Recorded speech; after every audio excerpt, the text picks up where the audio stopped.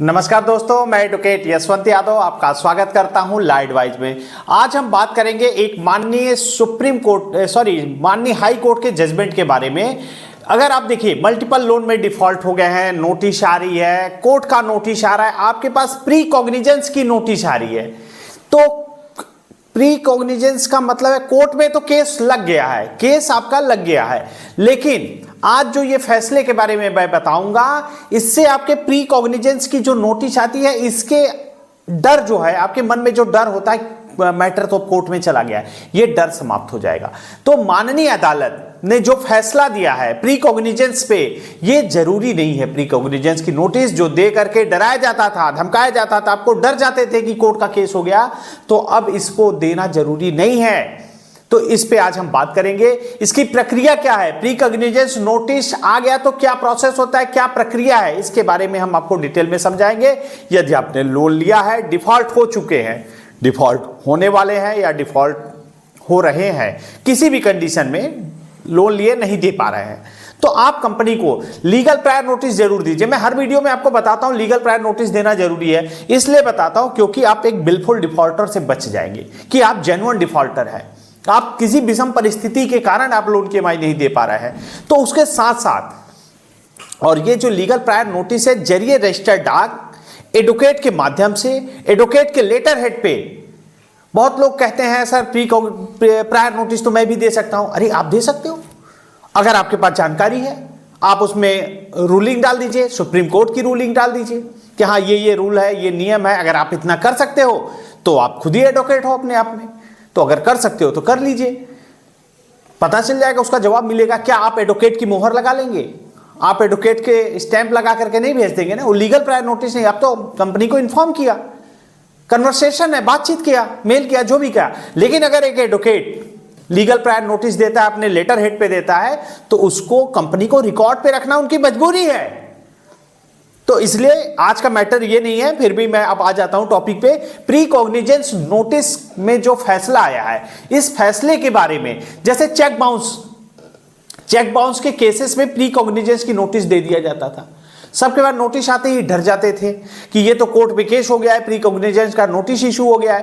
तो आज जो ये प्रोसेस है, प्रक्रिया क्या होनी चाहिए, सम्मन की प्रक्रिया। पहले केस हुआ, आपका कोर्ट में केस हो गया, फिर कोर्ट के केस के बाद आपके केस के बारे में संज्ञान लिया जाएगा, उस पर स्टेटमेंट नोट होगी, कंप्लेनेंट का स्टेटमेंट नोट होगा, उसके बाद पूरी प्रक्रिया होने के बाद नोटिस इशू होगी, सम्मन।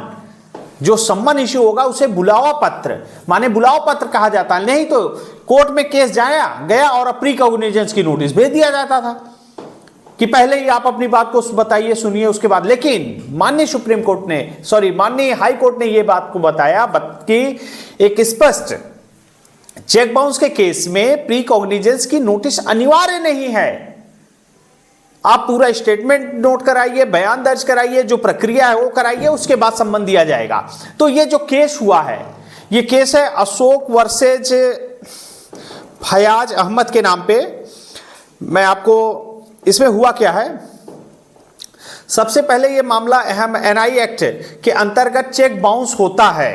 तो चेक बाउंस में चेक बैंक, देखिए अगर मैं इनकी भाषा या कोर्ट की भाषा आपको यहां बताने लगूंगा तो बहुत टफ और बहुत लंबा हो जाएगा, क्योंकि ये 10 पेज का होता है। तो उसमें पॉइंट क्या चीज जरूरी है आपके लिए, वो चीज बताना पड़ेगा कि हाँ ये पॉइंट है, ये जरूरी है, उसके बारे में हम बात करेंगे। तो हुआ क्या था, देखिए शॉर्टकट में बता रहे हैं कि जो धारा थी 138 एनआई एक्ट की जो धारा है, उसमें जब नोटिस दिया जाता था कोर्ट में, अभियुक्त को प्री कॉग्निजेंस की नोटिस दी जाती थी, जारी कर दिया जाता था इसकी प्रक्रिया आरंभ होने के लिए। मैंने कोर्ट में केस गया, प्री कॉग्निजेंस की नोटिस दे दिया जाता। लेकिन अभी जल्द में ही उच्च न्यायालय ने स्पष्ट कर दिया है प्रक्रिया में सम्मन की औपचारिकता अनिवार्य नहीं है। बस यही तो आपको समझाना चाह रहे हैं। जैसे सम्मन की जो औपचारिकता थी प्री कॉग्निजेंस नोटिस की, यह अनिवार्य नहीं है कि आपको प्री कॉग्निजेंस नोटिस देनी ही है, इसकी अनिवार्यता नहीं है। नहीं तो आपको अगर केस होगा, सम्मन आएगा, प्रोसेस होगा, कॉग्निजेंस लिया जाएगा, उसके बाद आपके पास नोटिस आएगा, इसका मतलब आपके पास समय मिल जाएगा। देखिए प्री कॉग्निजेंस मतलब कोर्ट में तो केस जा चुका है, लेकिन आपके पास समय तो मिल जाएगा, तब सम्मन आएगा, जिसको बुलाव पत्र कहते हैं कि कोर्ट ने बुलाया है, और प्री कॉग्निजेंस माने केस डाले आपको बुला करके आपका पक्ष रखने के लिए बात कर रहे हैं। तो ये पक्ष न रखने के लिए साफ साफ माननीय उच्च न्यायालय ने स्पष्ट कर दिया है कि इस प्रक्रिया में सम्मन की औपचारिकता अनिवार्य नहीं है। और उसके साथ साथ जब चेक अस्वीकार हो जाता है, जैसे चेक हो गया, बाउंस हो गया, उसके बाद 15 दिन के अंदर में ऑब्जेक्शन जो भी एडवोकेट की तरफ से नोटिस जाती है, परंपरागत तरीके से जो जाती है, अक्सर अभियुक्त को सम्मन जारी किया जाता है, जिसमें प्री कॉग्निजेंस का सम्मन कहते थे। सम्मन सुनिश्चित करता था अभियुक्त पहले सुना जाए, उसके पक्ष में सम्मन दिया जाता है। माने ये प्री कॉग्निजेंस मतलब आप अपनी बात को बताइए, उसके बाद आगे का प्रोसेस करेंगे। तो ये नोटिस आ जाती थी तो बहुत लोगों को डर लग जाता था, ये क्या है, ये तो कोर्ट में केस चला गया। उन्होंने केस किया और आपको नोटिस आ गई प्री कॉग्निजेंस, न बयान दर्ज हुआ, न कॉग्निजेंस लिया गया, न अभी उसमें बुलावा पत्र है, न सम्मन है, ये प्रक्रिया नहीं हुई। डायरेक्ट प्री कॉग्निजेंस जो कोर्ट का नोटिस आ जाता था, तो लोग डर जाते थे, ये तो कोर्ट का नोटिस है। तो इसमें स्पष्ट रूप से इस केस में कह दिया गया है, शिकायत माने इसमें सम्मन जो प्री कॉग्निजेंस की नोटिस थी उसकी प्रक्रिया नहीं होगी, आपको सीधे कॉग्निजेंस माने सम्मन बुलावा पत्र दिया जाएगा। तो ये चीजें जो सम्मन आता है बुलावा पत्र उसके लिए है। तो लोन सेटलमेंट के लिए आपको समय मिल जाएगा, इसमें समय मिल जाएगा, क्योंकि अगर ऐसा कॉग्निजेंस लेंगे तो 6 से 8 महीने का समय लगेगा ही, क्योंकि सब स्टेटमेंट नोट होगा, संज्ञान लिया जाएगा, बयान दर्ज होगा, बहुत सारी चीजें होंगी, तो उसमें 8-10 महीने का समय भी मिल सकता है, 6 महीने 8 महीने समय आसानी से मिल जाता है। तो ये अशोक वर्सेज ये फयाज अहमद का ये केस है, अशोक वर्सेज फयाज अहमद, जिन्होंने 138 चेक बाउंस के मामले में प्री कॉग्निजेंस की नोटिस का जरूरी नहीं है। तो इसी बात को जोड़ देते हुए, ताकि आपको ये जो आदेश मिला है, ताकि आपको कोई भी कॉग्निजेंस की नोटिस आती है तो आप डर जाते हैं कि नहीं आपको जाना है, ये करना है, तो उसके लिए एक आदेश दिया गया कि प्री कॉग्निजेंस की नोटिस जरूरी नहीं है कि आपको जरूरी दिया ही जाए।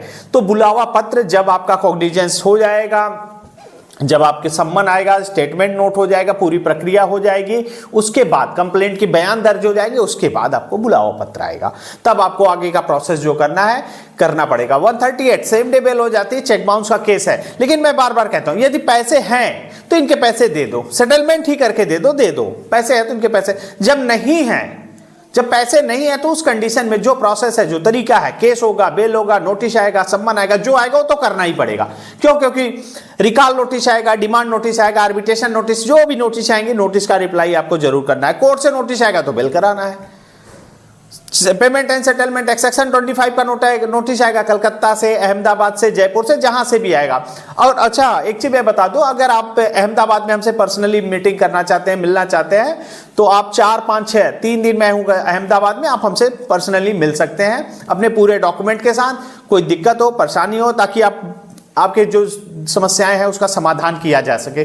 देखिए, ज्यादा से ज्यादा लोग जो लोन में डिफॉल्ट है किसी जेन्युइन रीजन के कारण होते हैं। जेन्युइन रीजन मतलब किसी विषम परिस्थिति, तो परिस्थिति आपके अनुकूल नहीं थी। जब अपने को लोन दिया गया, आपके पैन कार्ड देखा गया, आधार कार्ड देखा गया, सिविल देखा गया, सब परिस्थितियां अच्छी थी तो आपको लोन दिया गया। आज परिस्थितियां खराब हो गई, तो जिस कारण परिस्थितियां खराब हुई, आपने हमारे जॉब को देख करके लोन दिया था, जॉब खराब, जॉब छूट गई। आपने हमारा व्यापार देख करके व्यापार बंद हो गया, व्यापार में घाटा हो गया, तो आप तो जेन्युइन डिफॉल्टर है। तो उसके लिए कंपनी को एक लीगल प्रायर नोटिस दे दीजिए, उसके बाद कंपनी आपको रिकॉल, डिमांड, आर्बिट्रेशन जो नोटिस आते जाए उसका रिप्लाई आपको करना है। क्यों? कंपनी अपनी फाइल मजबूत कर रही है, वो आपको नोटिस पे नोटिस दिए जा रही है, आप भी जवाब पे जवाब दिए जाइए। रिकॉल देखिए कितनी नोटिस आएगी, रिकॉल नोटिस, डिमांड, जो नोटिस आएंगी मैं बता रहा हूं, रिकॉल नोटिस आएगी, डिमांड नोटिस आएगी, आर्बिट्रेशन नोटिस आएगी, 3 नोटिस आएगी। तीनों का रिप्लाई जरूर कर दीजिए। हो सकता है आर्बिट्रेशन के माने आर्बिट्रेटर, सोल आर्बिट्रेटर सेलेक्ट करने का है, अवार्ड का है, जो भी है, नोटिस आते जाएगी, उसका जवाब देना है। उसके बाद 138 या एनआई एक्ट या ईसीएस बाउंस का नोटिस आएगा या कोर्ट से केस होगा, सेम डे बेल होती है, आपका बेल हो जाएगा। मैं आपको एडवोकेट प्रोवाइड करा दूंगा, आपकी बेल करा दूंगा, जो प्रोसेस है वो सब हो जाएगा। और ज्यादातर मैंने देखा है कलकत्ता में, अहमदाबाद और जयपुर, जहां पे भी रहेगा, हमारे पैनल के एडवोकेट हैं, मैं आपको उनका नंबर प्रोवाइड करा दूंगा। आपके जाने के पहले आपकी पूरी प्रोसेस क्या है, कौन सा केस है, एडवोकेट का नंबर, पूरी मैंने जो भी होता है बेल कराने का प्रक्रिया जो भी होगी वो कर दिया जाएगा, बस आपको जा करके बेल कराना है। तो जो प्रोसेस है, जो तरीका है वो करना ही पड़ेगा। क्यों? क्योंकि नहीं है तो नहीं है, पैसे नहीं है तो नहीं है, क्या कर सकते हैं, जेन्युइन डिफॉल्टर है, नहीं है, विषम परिस्थिति कोई भी बात हो गया, तो उसके लिए मन में जो गलत ख्यालात आते हैं कि नहीं, बहुत सारे लोग ऐसे हैं कि जिनके मन में डर आ जाता है कि सुसाइड तक के लिए सोच लेते हैं, तो सोचने की जरूरत नहीं है। ये सब देखिए, आपके नर आप हैं साल 5-6 महीने 7 महीने में सब समाप्त, सब खत्म। जो भी होगा कम से कम आपके मन के अंदर का डर, आप तो बचे रहोगे, आप तो सेफ हो। फाइनेंशियल सिविल खराब होना है, हो जाने दो सिविल खराब, सिविल बचा के भी क्या करोगे, फाइनेंशियल डेथ हो रही है, हो जाने दो, कम से कम तुम तो जिंदा हो जाएगा। सिविल खराब नहीं मिलेगा, लोन नहीं मिलेगा, क्या कर सकते हो।